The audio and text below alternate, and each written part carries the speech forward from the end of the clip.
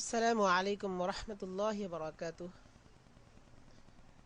মাসিক আদর্শ নারীর লাইভ প্রোগ্রামের পক্ষ থেকে সকলকে স্বাগত জানাচ্ছি। মহান আল্লাহ রাব্বুল আলামিনের মেহেরবানিতে আজ আপনাদেরকে সাথে নিয়ে এই লাইভ প্রোগ্রাম শুরু করছি। আজকের লাইভ প্রোগ্রামে কিছু আলোচনা দিনী বিষয়ে আলোচনা করা হবে এবং অনেকে প্রশ্ন করেছেন, সেই প্রশ্নগুলোর ইনশাআল্লাহ উত্তর দেওয়া হবে। প্রথমে পবিত্র কোরআন শরীফ তেলাওয়াতের মধ্য দিয়ে আজকের প্রোগ্রাম শুরু করছি ইনশাআল্লাহ।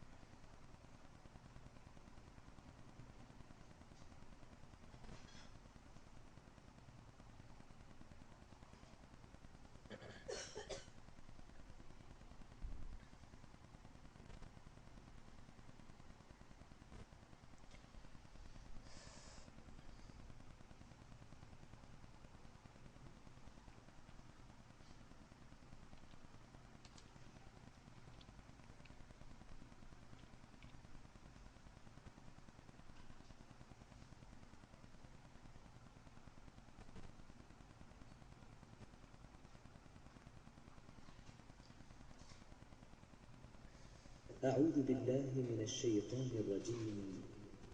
بسم الله الرحمن الرحيم. الحمد لله رب العالمين الرحمن الرحيم مالك يوم الدين إياك نعبد وإياك نستعين اهدنا الصراط المستقيم صراط الذين أنعمت عليهم غير المغضوب عليهم ولا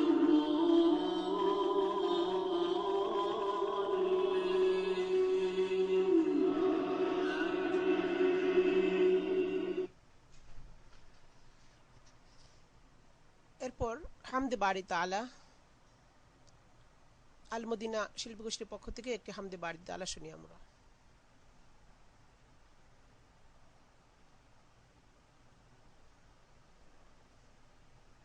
পাখির কণ্ঠে শুনি তোমার গান, তুমি রহিম রহমান।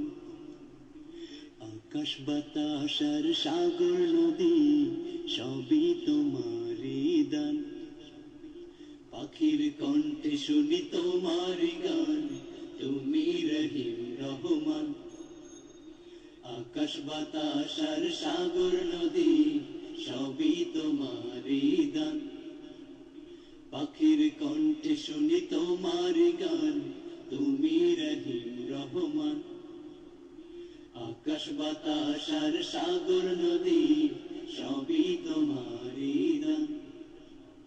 তুমি রহিম তুমি কারীম, তুমি রহিম তুমি কারীম, তুমি রহিম তুমি কারীম, তুমি দয়াবান। আল্লাহ মহান, আল্লাহ মহান, আল্লাহ মহান, তুমি আল্লাহ মহান।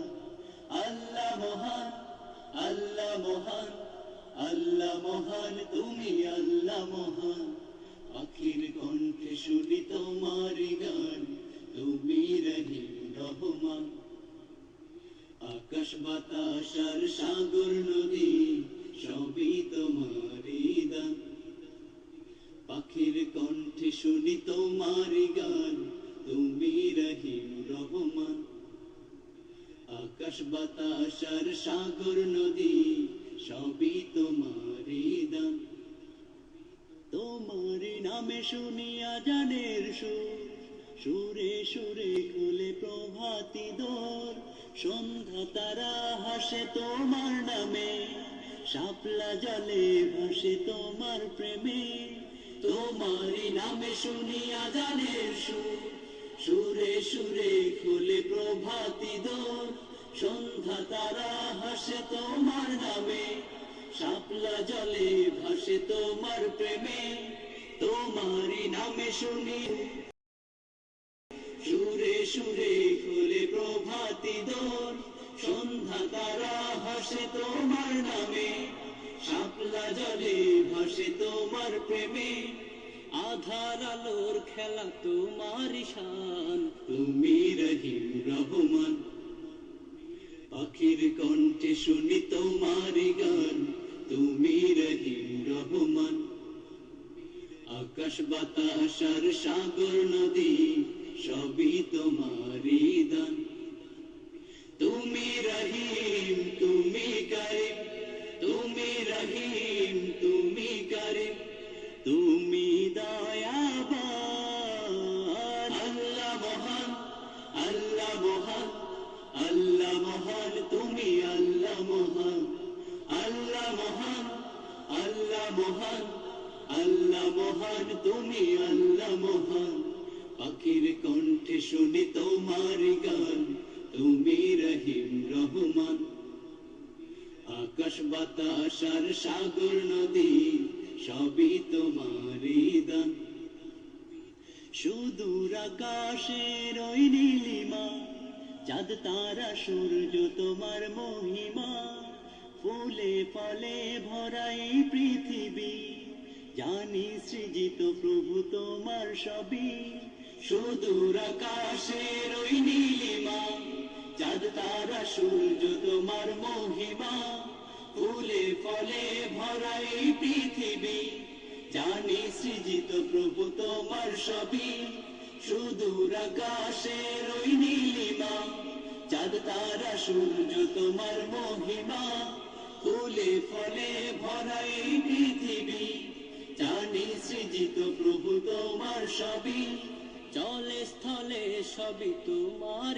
দান তুমি রহিম রহমান পাখির কণ্ঠে শুনি তোমার গান তুমি রহিম রহমান আকাশ বাতাস আর সাগর নদী সবই তোমারই দান তুমি রহিম তুমি করিম তুমি রহিম তুমি করিম তুমি দয়াবান আল্লাহ মহান আল্লাহ মহান আল্লাহ মহান তুমি আল্লাহ মহান আল্লাহ মহান আল্লাহ মহান আল্লাহ মহান তুমি আল্লাহ মহান আল্লাহ মহান আল্লাহ মহান আল্লাহ মহান তুমি আল্লাহ মহান আল্লাহ মহান আল্লাহ মহান তুমি আল্লাহ মহান আল্লাহ মহান আল্লাহ মহান আল্লাহ মহান তুমি আল্লাহ মহান আলহামদুলিল্লাহ আলহামদুলিল্লাহ নাহমাদুহু ওয়া নাস্তাঈনুহু ওয়া নাস্তাগফিরুহু ওয়া নু'মিনু বিহি ওয়া নাতাওয়াক্কালু আলাইহি ওয়া নাউযু বিল্লাহি মিন শুরুরি আনফুসিনা ওয়া মিন সাইয়্যাতি আ'মালিনা মান ইয়াহদিহিল্লাহু ফালা মুদিল্লা লাহু ওয়া মান ইউদ্লিলহু ফালা হাদিয়া লাহু ওয়া নাশহাদু আন লা ইলাহা ইল্লাল্লাহু ওয়াহদাহু লা শারীকা লাহু ওয়া নাশহাদু আন্না সাইয়্যিদানা ওয়া মাওলানা মুহাম্মাদান আবদুহু ওয়া রাসূলুহু আম্মা বা'দ প্রিয় শ্রোতাবৃন্দ আজকে মাসিক আদর্শের পক্ষ থেকে লাইভ অনুষ্ঠানে প্রথমে ঈমানের বিষয়ে কিছু আলোচনা পেশ করছি ঈমান এর আমনুন থেকে উৎপত্তি আমনুন অর্থ শান্তি এবং নিরাপত্তা এর থেকে বাবে ফাল ঈমান ঈমান অর্থ বিশ্বাস অন্তরের দৃঢ় বিশ্বাস যেটাকে অকাট্য বিশ্বাস বলা হয় আলিয়ে তাকাদ বিল কলব অন্তরের মাধ্যমে অকাট্যভাবে কোনো বিষয়ে বিশ্বাস স্থাপন করা এটা হচ্ছে ঈমান তা আমাদের যে আমল ইসলামের যে আমলগুলো রয়েছে নামাজ রোজা হজ যাকাত এগুলো এই আমলগুলো হচ্ছে শাখা প্রশাখা আর মূল ভিত্তি হচ্ছে ঈমান মানুষের এই ঈমান এটা আল্লাহ রাব্বুল আলামিনের একটা বিরাট বড় দৌলত পরকালীন নাজাত জান্নাতের ব্যবস্থা হবে একমাত্র ইমানের কারণে। তো ইমান এবং এই বিশ্বাসের উপরেই এই আমল স্থাপিত হয়। আসলে আমরা দেখতে পারি যে প্রত্যেকটা আমলের পিছনেও ইমান রয়েছে। যখন আমরা নামাজ পড়ব, আমাদের বিশ্বাস করতে হবে যে নামাজ মহান রব্বুল আলামিনের দেওয়া একটা ফরজ বিধান, তো এর সাথেও ইমান জড়িত। যখন রোজা রাখবো আমরা মাহে রমজানের, তখনও আমাদের এই বিশ্বাস থাকবে যে রমজানের রোজা এটা আল্লাহ রাব্বুল আলামিনের দেওয়া একটি ফরজ, এই বিশ্বাস আমাদের অন্তরে রাখতে হবে। তো এটা একটা ইমান। তাহলে প্রত্যেকটা আমলের সাথে ইমান জড়িত। তো এইভাবে শরীয়তের সকল হুকুম আহকাম সম্পর্কে বিশ্বাস স্থাপন করা যে এটা আল্লাহ পাকের দেওয়া হুকুম এবং আল্লাহ পাকের দেওয়া বিধান, এটাও ইমানের একটা অংশ। আর সামগ্রিকভাবে ইমানের যে শাখা প্রশাখা রয়েছে, 70টার উপরে শাখা রয়েছে বলা হয়েছে হাদিস শরীফে। তার প্রধান শাখা হচ্ছে আল্লাহ তাআলার উপর ইমান। আল্লাহ তাআলার উপর ইমানের কারণেই মানুষ আল্লাহ রাব্বুল আলামিনকে নিজের মাবুদ বলে স্বীকার করে। আল্লাহ রাব্বুল আলামিনকে সারা পৃথিবীর একমাত্র সৃষ্টিকর্তা, রক্ষকর্তা, পালনকর্তা, ত্রাণকর্তা, এভাবে রব বলে স্বীকার করে। আর সেই ইমানের কারণে, আল্লাহ রাব্বুল আলামিনের ইমানের কারণে রাসূলের উপর আমরা ইমান এনেছি, কিয়ামতের উপর ইমান এনেছি, ফেরেশতার উপর ইমান এনেছি। তো এইভাবে কিছু মৌলিক ইমানের কিছু বিষয় রয়েছে, 7টি মৌলিক ইমানের বিষয়, যেগুলো ইমানে মুফাসসালের মধ্যে বর্ণনা করা হয়েছে। সেই ইমানে মুফাসসালের মধ্যে যে বিষয়গুলো এসেছে সেগুলো যেমন পবিত্র কোরআনে বিভিন্ন আয়াতে এগুলো আলোচনা রয়েছে। সূরা বাকারায় 177 নম্বর আয়াতে আল্লাহ তাআলা ইরশাদ করেন, ওয়ালাকিন্নাল বিররা মান আমানা বিল্লাহি ওয়াল ইয়াউমিল আখির ওয়াল মালাইকাতি ওয়াল কিতাবি ওয়ান নাবিয়্যিন। বরঞ্চ নেককার তো ওই ব্যক্তি যে ঈমান আনে আল্লাহর প্রতি এবং পরকালের প্রতি, ফেরেশতাগণের প্রতি, কিতাবের প্রতি এবং নবীগণের প্রতি। এখানে 5টি বিষয়ের উপর ঈমানের কথা বলা হয়েছে। তেমনি ভাবে সূরা বাকারার 285 নম্বর আয়াতে বলা হয়েছে, আমান রাসূলু বিমা উনজিলা ইলাইহি মির রাব্বিহি ওয়াল মুমিনুন কুল্লুন আমানা বিল্লাহি ওয়া মালাইকাতিহি ওয়া কুতুবিহি ওয়া রুসুলিহি। এখানেও ঈমানের মৌলিক কিছু বিষয়ের আলোচনা রয়েছে।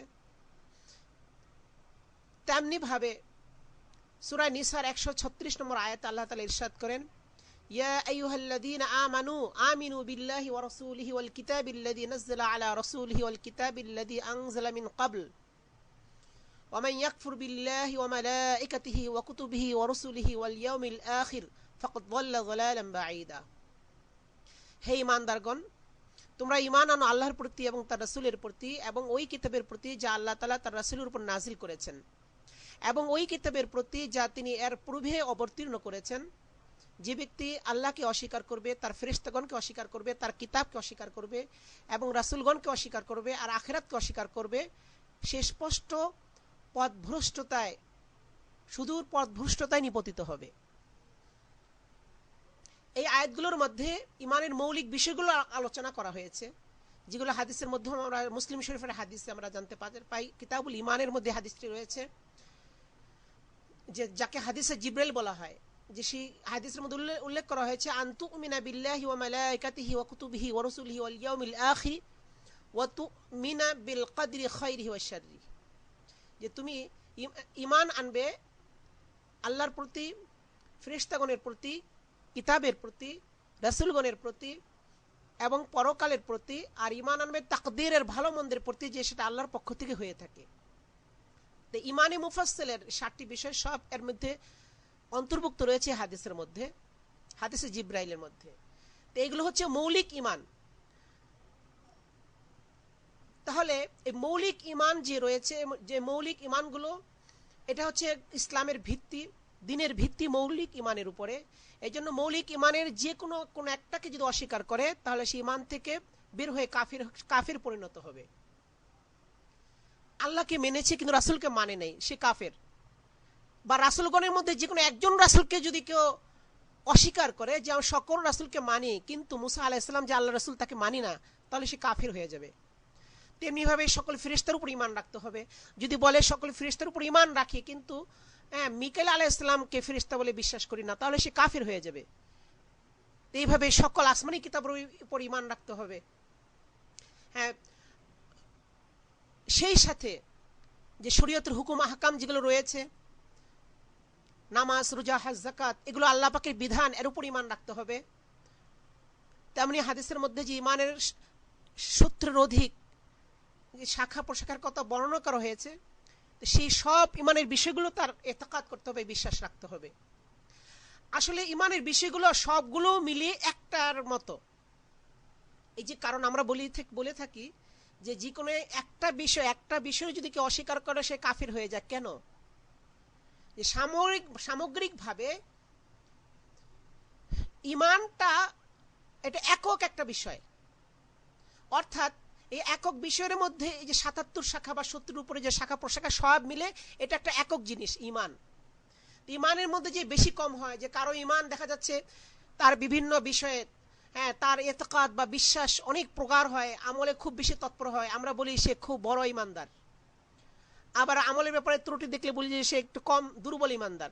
আসলে এই ক্ষেত্রে কিন্তু কামিয়াত মানে সংখ্যার দিক দিয়ে বেশকমের কোনো উপায় এখানে নেই। কারণ ইসলামের মধ্যে ঈমানের ক্ষেত্রে কিন্তু এখানে দুইটা বিষয়, একটা হলো সংখ্যার দিক দিয়ে বেশকম, একটা হচ্ছে তার কাইফিয়ত মানে অবস্থার দিক দিয়ে বেশকম। সংখ্যার দিক দিয়ে বেশকমের কোনো অবকাশ ঈমানের মধ্যে নেই। অর্থাৎ ঈমানের যত শাখা প্রশাখা রয়েছে সকল শাখা প্রশাখাগুলো এককভাবে সাব্যস্ত হয়েছে, এই জন্য প্রত্যেকটা শাখা প্রশাখার তার ঈমান রাখতে হবে। যে কোনো একটা বিষয়ে যদি সে ঈমানকে অস্বীকার করে তাহলে বোঝা গেল তার একক ঈমানের উপর তার আঘাত আসবে। মানে সেই ঈমানের যে একক বলতে আমরা যেটা বুঝালাম সেটার তার উপর আঘাত আসবে এবং তখন তার ঈমানটা গ্রহণীয় হবে না, আর সেটা ত্রুটিপূর্ণ হয়ে যাবে। যে কোনো একটা বিষয় অস্বীকার করলে ঈমানটা ত্রুটিপূর্ণ হয়ে যাবে। আর কাইফিয়তের দিক দিয়ে অবস্থার দিক দিয়ে ঈমানের বেশ কম হতে পারে। আল ঈমানু ইয়াজিদু ওয়া ইয়ানকুস, তো বেশ কম যে হয় এটা কিন্তু সংখ্যার দিক দিয়ে নয়, এটা কাইফিয়ত মানে অবস্থার দিক দিয়ে। দেখা গেল যে তার ভিতরে আল্লাহর পাকের এত বেশি ঈমান এত মজবুত যে সে একক তো নামাজ কাজা করে না, এবং সে ভোররাত্রি উঠে তাহাজ্জুদে নামাজ পড়তেছে এবং সমস্ত গুনাহ থেকে পরহেজ করছে এবং ফরজ আমল তো করছে, ওয়াজিব আমল করছে, সুন্নাত আমল করছে, নফলগুলো সে ছাড়তেছে না। তখন আমরা বলতে পারি যে না, সে এত তৎপর দিনের প্রতি, তার ঈমানটা অনেক মজবুত। তার ঈমানটা যে বেশি হলো এটা হচ্ছে কাইফিয়তের দিক দিয়ে, অবস্থার দিক দিয়ে, কিন্তু সংখ্যার দিক দিয়ে কিন্তু এটা একক বিষয়। তো এই জিনিসটা আমাদের সবার খুব লক্ষ্য রাখা দরকার যে ঈমানের পরিপন্থী এই জন্য কোনো কিছুই যেন আমাদের থেকে বের না হয়। দেখা যায় এই জন্য ঈমানের কোনো কিছু যদি তার মুখ থেকে বা কাজ থেকে বা তার অঙ্গ প্রত্যঙ্গ থেকে বের হয় বা তার কথার দ্বারা বের হয়, তো সেই ঈমান থেকে বের হয়ে যাবে। ঈমান রাখার জন্য ঈমানের তিনটা দাবি, একটা হচ্ছে অন্তরে বিশ্বাস, একটা হচ্ছে মুখে প্রকাশ, একটা হচ্ছে কাজের ক্ষেত্রে প্রমাণ। তো অন্তরে বিশ্বাসটাই মুখে প্রকাশ করতে হবে, মুখে যা বলবে সেটি তার অন্তরে থাকবে, আর কাজের মাধ্যমেও ওই কাজই করবে যেটা তার অন্তরে রয়েছে এবং যে মুখে বলছে। এই তিনটার সমন্বিত অবস্থার মাধ্যমে তার ঈমানে পরিপূর্ণতা আসবে। কাজেই একজনের ঈমান, সে আল্লাহকে বিশ্বাস করে এবং ভালো মন্দ আল্লাহর থেকে হয় বিশ্বাস করে, কিন্তু দেখা গেল সে শোকে এমন কাতর হয়ে গিয়েছে, বললো যে আল্লাহ তাআলা আর কাউকে দেখলো না, আমার ছেলেরে নিয়ে গেল, নাউজুবিল্লাহ। এই কথা বলার দ্বারা তার ঈমানে ক্ষতি হবে, ঈমান চলে যাওয়ার আশঙ্কা রয়েছে, কারণ এর মাধ্যমে সে অনুযোগ করলো আল্লাহর প্রতি, আল্লাহর কাজের প্রতি। কারণ আল্লাহ রাব্বুল আলামিনের যে হুকুম এবং আল্লাহ রাব্বুল আলামিনের যে ফয়সালা, এর উপর তার বিশ্বাস ঈমান রাখতে হবে। এই ক্ষেত্রে কারো স্বাধীনতা নাই। ওমা কানা লিলমুমিনিন ওয়ালা মুমিনাতিন ইযা কাদাল্লাহু রাসূলুহু আমরান আন ইয়াকুনা লাহুমুল খিয়ারাতু মিন আমরিহিম। আল্লাহ রাসূল যখন কোনো ফয়সালা দিয়ে দিবেন, সেখানে নিজের পক্ষ থেকে কোনো কিছু বলার বা করার বা ভাবার কোনো অবকাশ কোনো মুমিনের নেই। তো কাজেই এখন দেখা গেল যে অনেক বৃষ্টি হচ্ছে, কিন্তু বৃষ্টিটা হয়তো আল্লাহ রাব্বুল আলামিন দিচ্ছেন, নিশ্চয়ই কোনো হিকমত রয়েছে। আমার কাছে দেখা গেল যে অনেকে হয়তো কেউ বৃষ্টিটাকে অতিরিক্ত এবং তার জন্য বিরক্তিকর মনে করলো, আর বললো যে আল্লাহ তাআলা সময় পায় না, খালি যখন তখন বৃষ্টি দেয়, নাউজুবিল্লাহ। এই কথা বলার দ্বারা তার ঈমান নষ্ট হয়ে যাবে, কারণ এর দ্বারা আল্লাহ রাব্বুল আলামিনের কাজের প্রতি তার অবজ্ঞা প্রকাশ পাচ্ছে।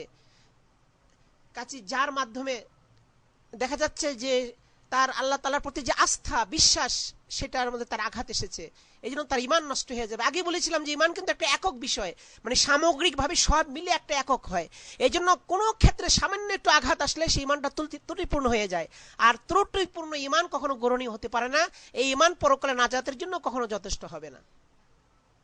তো এই জন্য আমাদের এই ক্ষেত্রে লক্ষ্য রাখতে হবে। তো অনেকে আমরা আছে দেখি যে চাওয়া তো আমরা একমাত্র আল্লাহর কাছে চাইতে হবে, এটাও কিন্তু ইমানের একটা অংশ। এখন পীরের মাজারে গিয়ে বললাম বাবা আমাকে সন্তান দেন, বাবা আমাকে রিজিক দেন, এরকম হ্যাঁ আমরা মান্নত করলাম পীরের দরগায়, এটাও ইমানের জন্য ক্ষতিকর হবে, ইমান নষ্ট হয়ে যাবে।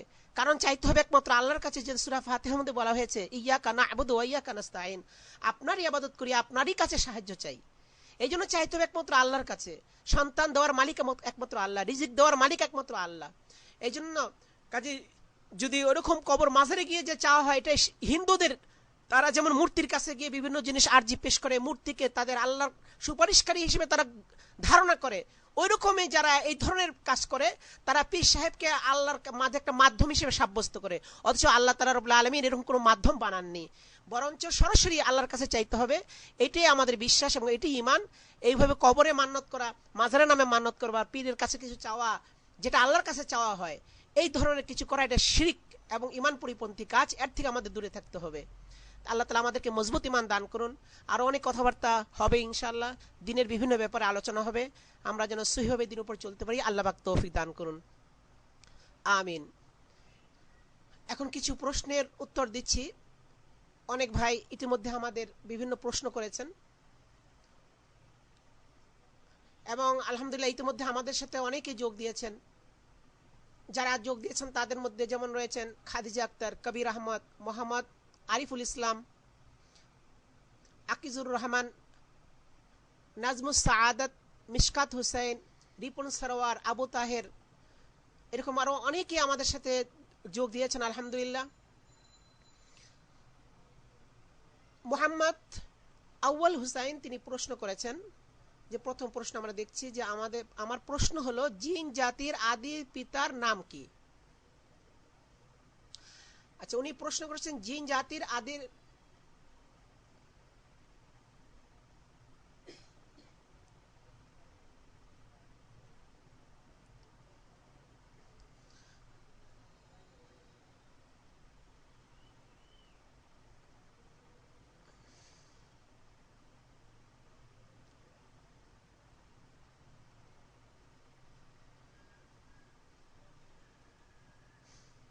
আচ্ছা ধন্যবাদ। তো মোহাম্মদ আউয়াল হুসাইন তিনি প্রশ্ন করেছেন জিন জাতির আদি পিতার নাম কি? আসলে আমাদের এখানে একটা কথা মনে রাখতে হবে, আমরা এখানে যে কথাগুলো উপস্থাপন করছি এটা হলো শরীয়তের মাসালা সংক্রান্ত।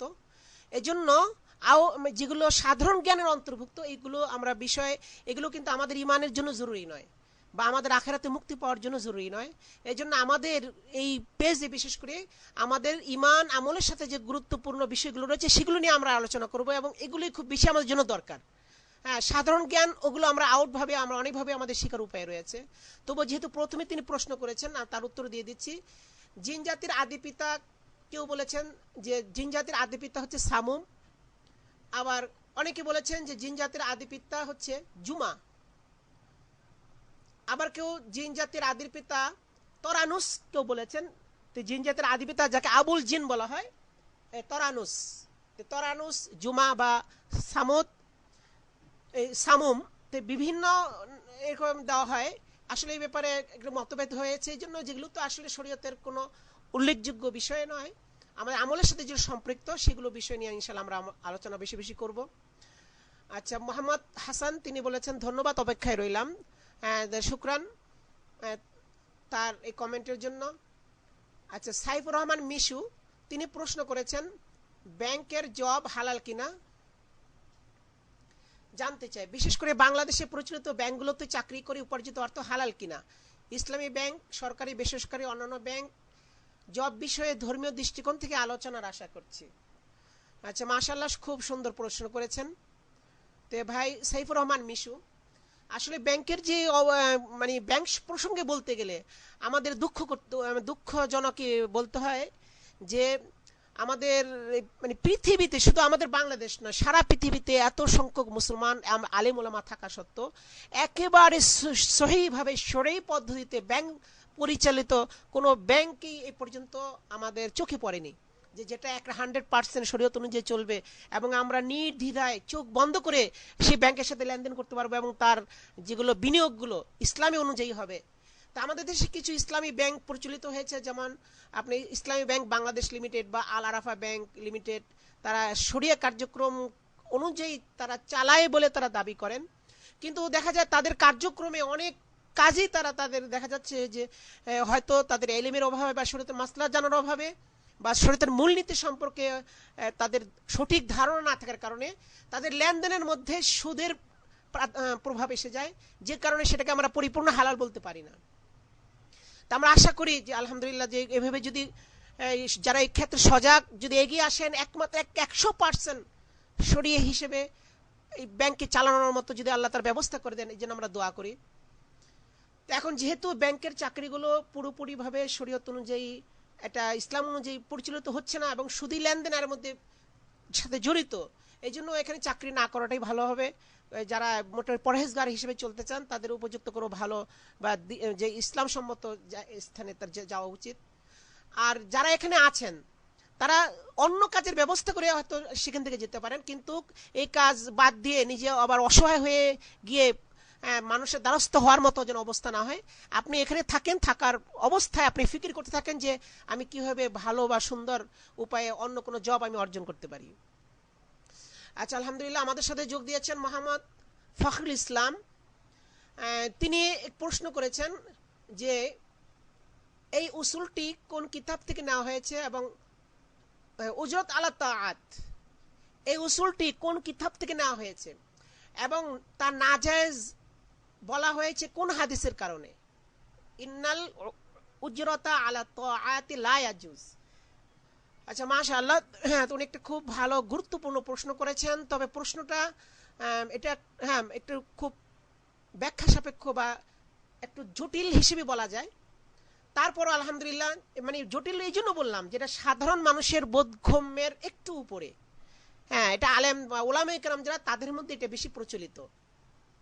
হ্যাঁ, তো ইন্নাল উজরাতা আলা তাআতি লা ইয়াজুজ, অর্থাৎ নেক কাজের উপর কোনো বিনিময় গ্রহণ করা জায়েজ নয়। এর একটা উসুল যে নেক কাজ, যেমন নামাজ পড়া, রোজা রাখা, হজ করা, যাকাত দেওয়া, এইসব কাজে আপনার কোনো বিনিময় গ্রহণ করা এটা জায়েজ হবে না। তো এইটাকে বলা হয়েছে উজরত আলা তাআত, মানে নেকের কাজে উজরত বা বিনিময় গ্রহণ করা সম্পর্কে যেটা নাজায়েজ বলা হয়েছে। তো উনি প্রশ্ন করেছেন এটা, হ্যাঁ, এই উসুলটি কোন কিতাব বা কোন হাদিস থেকে নেওয়া হয়েছে বা এর ভিত্তি কি, এটা উনি জানতে চেয়েছেন। আচ্ছা, আলহামদুলিল্লাহ, তিনি খুব ভালো প্রশ্ন করেছেন যে আসলে এই উজরত আলা তাআত এটা নাজায়েজ হওয়ার,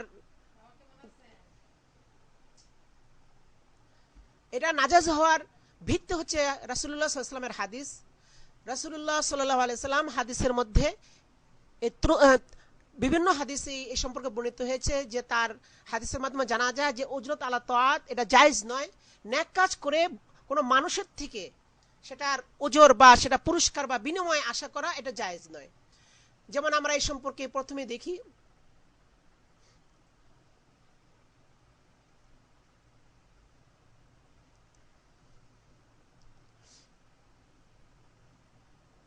আচ্ছা, এই সম্পর্কে আমরা প্রথমে একটি হাদিস দেখতেছি যে হাদিসটা আবু সালামা ইবনে আব্দুর রহমান রাদিয়াল্লাহু আনহু তার পিতা থেকে বর্ণনা করেছেন।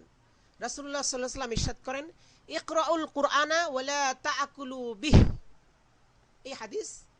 এই হাদিসটাই কিন্তু উজরত আলা তাআত নাজায়েজ হওয়ার ভিত্তি।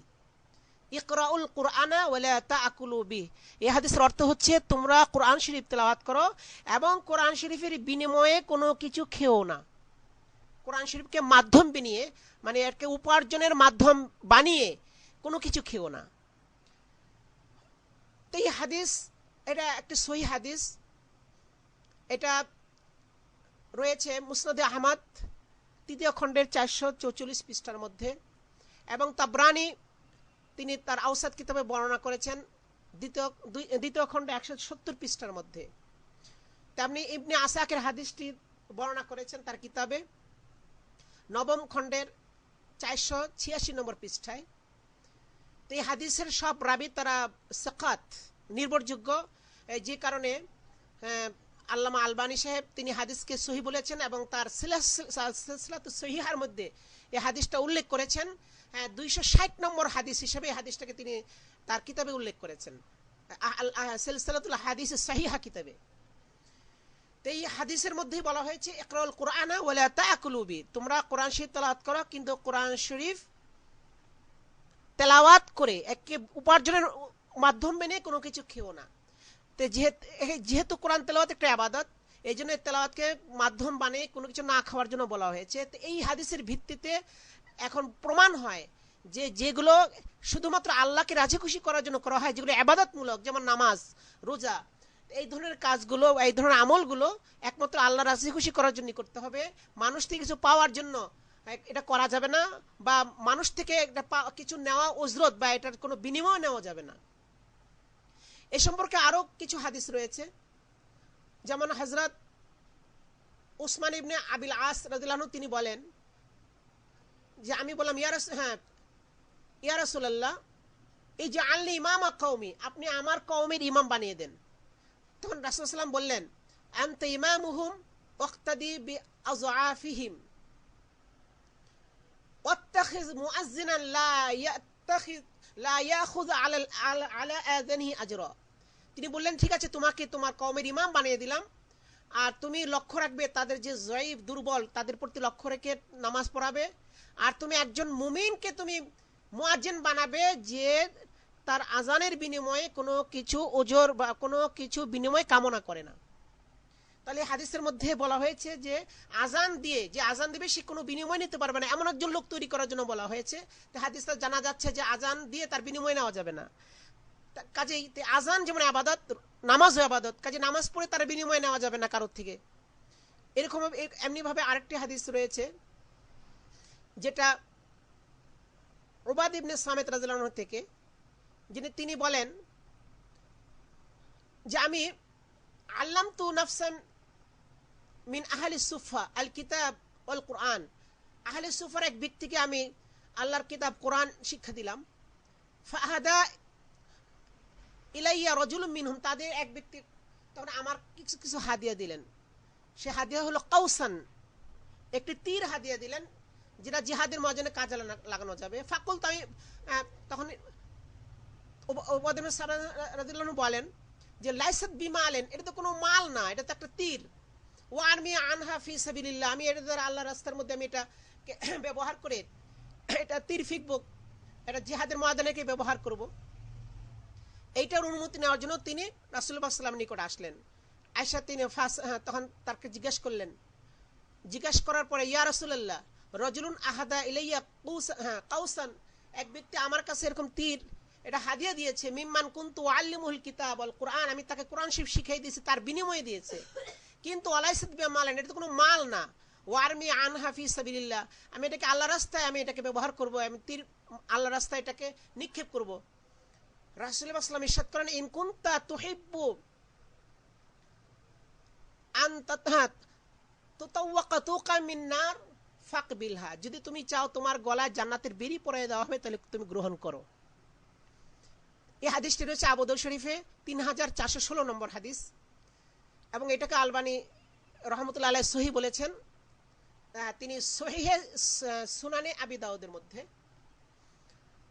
তো কাজে এই হাদিসের দ্বারা বোঝা যাচ্ছে যে একটা হাদিয়া দেওয়া হয়েছে তীর, আর সেটা কোনো মাল সম্পদও না, সেটা জিহাদের মধ্যে কাজে লাগানোর জন্য, তারও রাসূলুল্লাহ বলেছেন যে সেটাও তার জন্য নেওয়া জায়েজ হবে না, তার বিনিময় হিসেবে, কোরআন শিক্ষা দেওয়ার বিনিময় হিসেবে। তো এই ধরনের আরো অনেক হাদিস রয়েছে।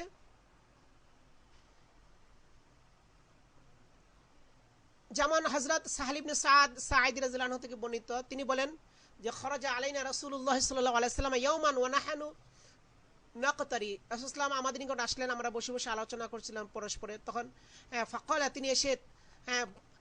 তিনি এসে কিছু বয়ান করলেন যে আলহামদুলিল্লাহ কিতাবুল্লাহ ওয়াহিদ, আল্লাহর জন্য প্রশংসা, আল্লাহর কিতাব তো এক, অফিকুমুল আহমার অফিকুমুল আবিয়াজ, তোমাদের মধ্যে কিছু লাল মানুষ রয়েছে, কিছু সাদা রঙের মানুষ রয়েছে, অফিকুমুল আসওয়াদ, কিছু কালো রঙের মানুষ রয়েছে, হ্যাঁ, বিভিন্ন রঙের বিভিন্ন কিসিমের মানুষ রয়েছে। ইকরা, হ্যাঁ, এরকম ইকরা উহু ক্বাবলা ইয়াকরাহু আকওয়ামুন, তোমরা এই কোরআনকে সবাই মিলেই পড়ো। কোরআনকে ওই ব্যক্তি ওই কম পড়ার আগে ইয়াকিমুনাহু কামা ইয়াকুম আলসিনাতুহুম,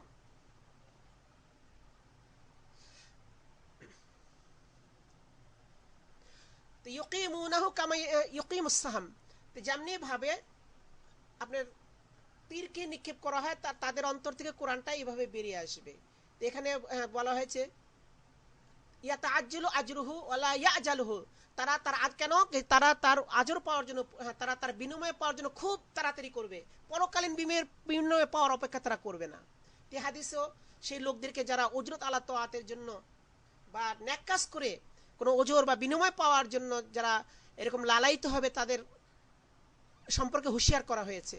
এইভাবে আরো অনেক হাদিস বর্ণিত রয়েছে যার দ্বারা উজরত আলা তাআত নাজায়েজ হওয়া বোঝা যায়।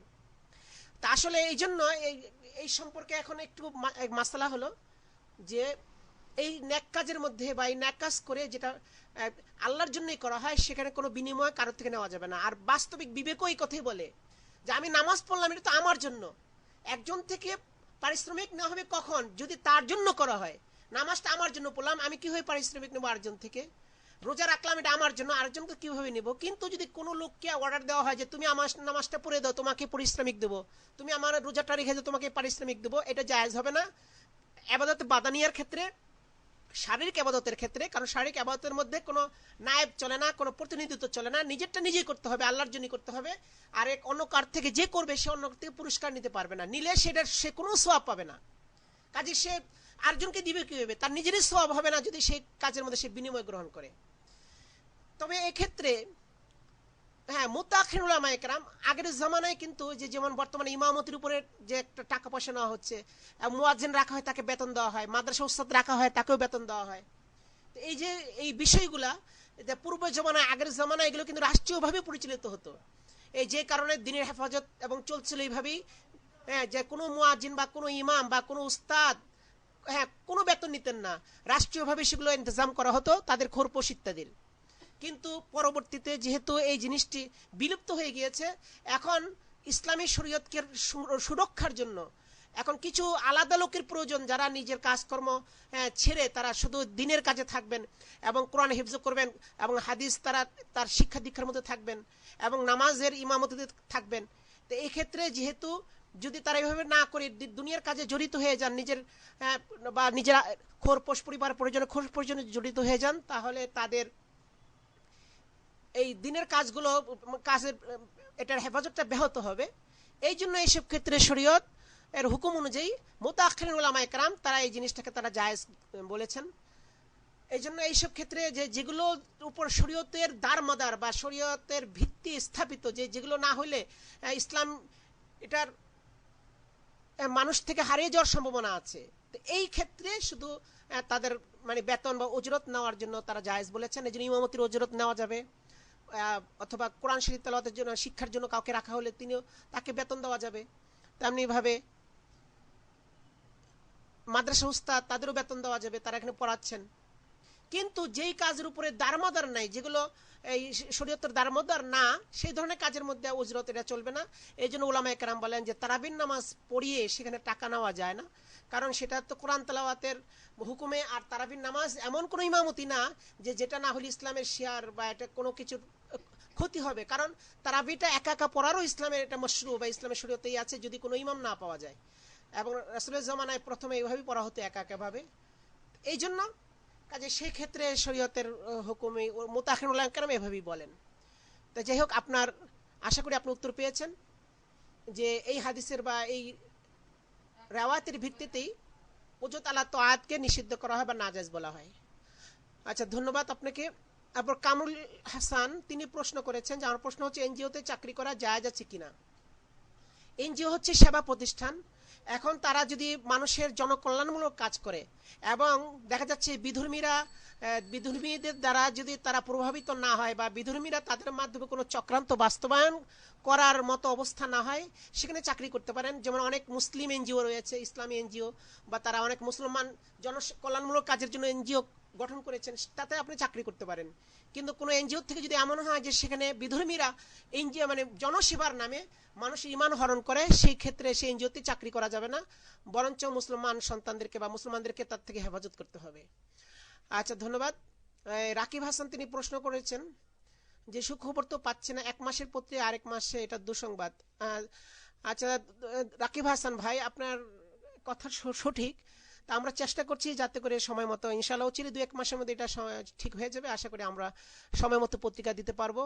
আসলে আপনাদের যে বেদনা, এই বেদনাটাও আমাদের জন্য অনেক বড়, যে আপনারা মাসিক আদর্শনকে এত ভালোবাসেন যে অনেক কিছু বলেন তারপরও আদর্শনকে ছাড়েন না, বা আপনারা মানে এটা মনের মণিকোঠায় তা আপনারা স্থান করে নিয়েছেন। এই জন্য কিছু বললে বা সমালোচনা করলে এটা আমাদের জন্য খুবই এই জন্য তৃপ্তি পাই যে এটা আপনাদের মনের আদর্শের প্রতি আপনাদের মহব্বতের প্রকাশ পাচ্ছে এর দ্বারা।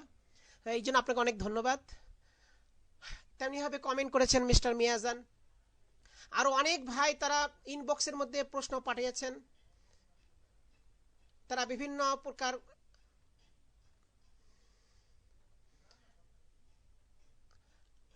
তারা বিভিন্ন কমেন্ট করেছেন, প্রশ্ন পাঠিয়েছেন। আসলে আমাদের সময় শেষ হয়ে গিয়েছে অনেক আগেই, তো এই জন্য ইনশাআল্লাহ আবার পরবর্তীতে আরেক সময় আপনাদেরকে নিয়ে বসবো, বিভিন্ন ব্যাপারে আলোচনা হবে। তা আল্লাহ তাআলা আমাদের সকলকে দিনের সহি পথে রাখুন এবং সহিভাবে দিনের উপরে চলার তৌফিক দান করুন। আমিন। ওয়া আখির দাওয়ানা আনিল হামদুলিল্লাহি রাব্বিল আলামিন।